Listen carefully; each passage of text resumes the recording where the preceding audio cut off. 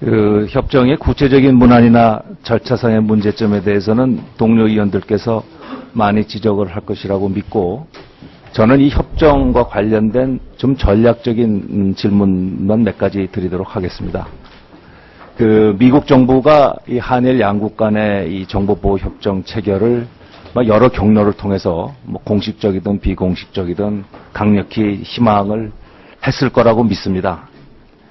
왜 그랬을 거라고 생각을 하시는지, 중국을 뭐 견제한다는 흔히 얘기하는 그 필요성이 절실해서 그랬는지, 아니면 한반도의 사태가 과거보다 좀 절박했다고라는 전략적인 판단을 했는지에 대한 말씀을 듣고 싶습니다. 두 번째로는 중국 정부가 이 협정에 대해서 나름대로 우려를 뭐 표명을 하고 있는 것으로 듣고 있습니다. 그러면 거기에 대해서 우리 정부가 중국의 이러한 입장이나 의지 표명에 대해서 얼마나 심각하게 받아들이고 있는지,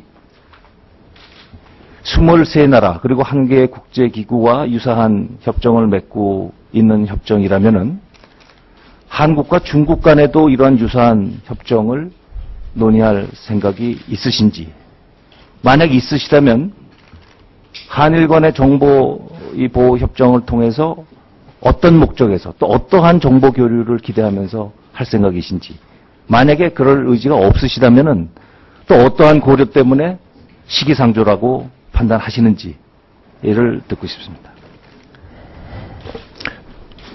6월 28일 그 새누리당의 지도부가 독도를 방문했을 때 일본 대사관이 항의를 한 것으로 알고 있습니다.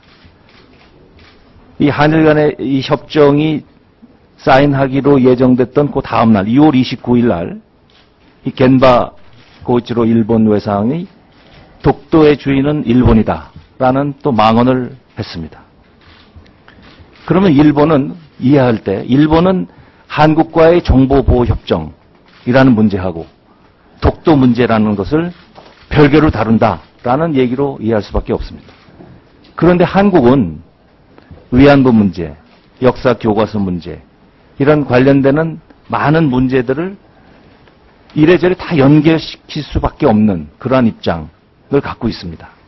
또 정부의 입장도 그런 차원에서 피력이 되고 있는 것으로 알았습니다.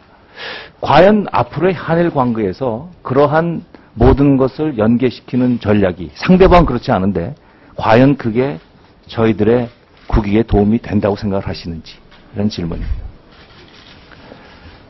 다음은 이 협상의 전략적인 가치에 대한 평가 문제입니다.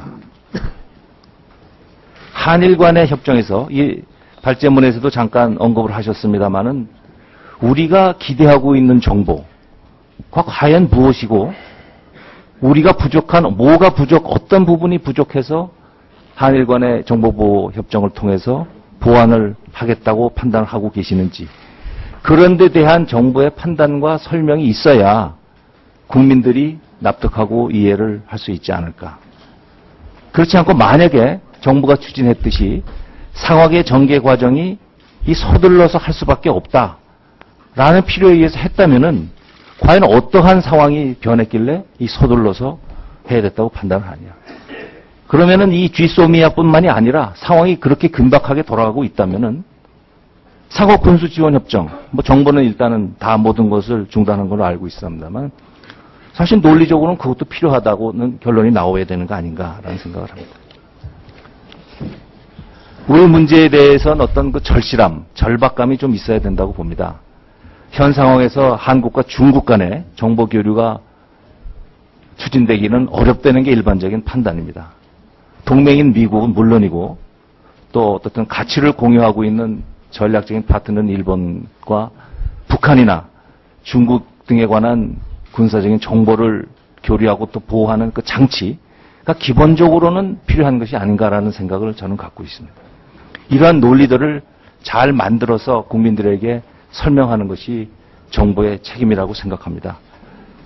요새 모든 선진국의 외교의 하나의 방도 자체가 가는 방향이 국민들에 대한 외교 정책에 대한 설명, 소위 공공외교, 퍼블릭 디플로머시에 대한 비중이 커지고 있는데 이번 일을 계기로 해서 외교부가 각별히 거기에 대한 신경을 써주셔야 될 것 같습니다. 네, 대답 올리겠습니다. 첫 번째 미국 요청과 관련해서는 외교부 장관으로서는 미국으로부터 요청을 받은 바가 없다는 점을 우선 말씀을 드립니다. 그리고 중국 정부는 공식적으로 우려를 표명해 온 바는 없었습니다. 다만 중국 외무성의 대변인이 기자의 질문에 대해서 이것이 대화와 타협을 통해서 또 이 지역의 평화와 안정을 증진시키는 방향으로 처리했으면 좋겠다 하는 논평을 한 바가 있었고요. 또 중국 정부에 대해서는 우리가 한일 간에 진행되는 상황에 대해서는 설명을 했고, 또 중국 측에 대해서도 이러한 정보 교류 협정의 체결 필요성을 설명을 하고 일단 중국 측과도 체결을 했으면 좋겠다는 의사를 전달해서 제의를 한 상태입니다. 그리고 아까 일본이 우리 문제를 한국과 관련된 여러 가지 문제를 별개로 다루는데 우리 정부의 입장을 말씀을 하셨습니다.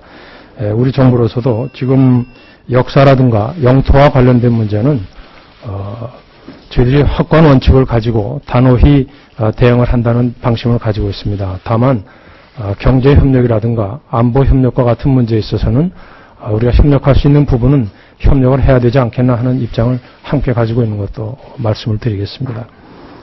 그리고 전략적 가치의 평가와 관련해서 우리가 기대하고 있는 정부에서 제일 필요로 했던 부분은 일본이 가지고 있는 이지스함이라든가 또는 인공위성이라든가 그 초계기 등에서 나오는 북한의 미사일 기지들과 관련된 움직임을 우리가 많은 정보를 얻을 수 있다는 점에서 저희가 이 협정을 시작하게 되었습니다. 그리고 군수지원 협정은 이 해외에서의 그 PK 활동이라든가 이런 부분과 주로 관련된 부분이기 때문에 그 부분은 현재로서는 일단 중단이 되어 있는 상황입니다.